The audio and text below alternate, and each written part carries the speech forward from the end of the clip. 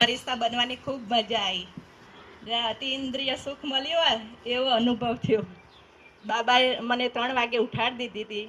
આમ તો 7:30 અમે ઉઠીએ, પણ વગર એલાર્મે બાબાએ મને 3 વાગે ઉઠાડી દીધી ને એટલો પાવરફુલ યોગ કરાયો કે જાણે ડાયમંડ હોલમાં બધી બ્રાહ્મણો આત્મા વચ્ચે બાબાએ દિવ્ય દ્રષ્ટિ આપીને મને પ્રસન્ન કર્યું હોય, હીરો શોધ્યો હોય એવી મને અનુભૂતિ થઈ.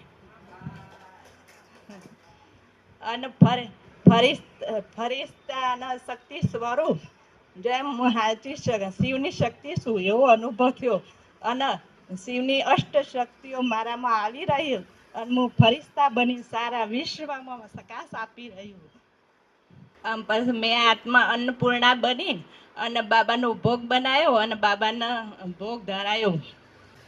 બાબાએ મોરલીમાં કીધું કે બાબા 3 કથાઓ સંભળાવ, અમર કથા, સત્યનારાયણ કી કથા और तीजरे की कथा.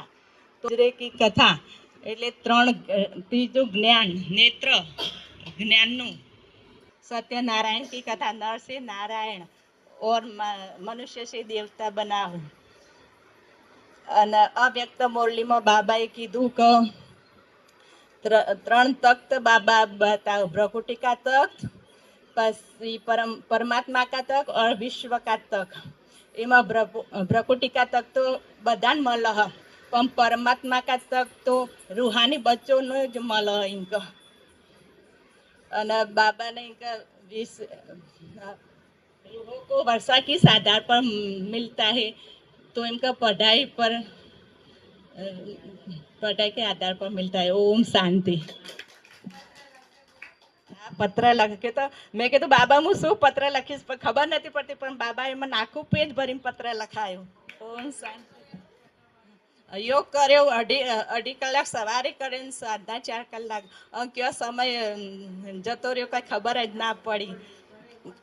ઘરે મોનરી આખો દિવસ હતા, સવારે મૌન છોડ્યું. ખૂબ મજા આવી.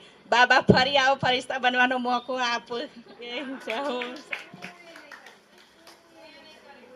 હું એને કશું નહીં, બાબાએ ખૂબ શક્તિ આલી. ધન્યવાદ બાબાને. અને હું તો હા ના કરતી હતી, બાબાને બનાવવાની હતી તે બનાવી દીધી. Thank you Baba.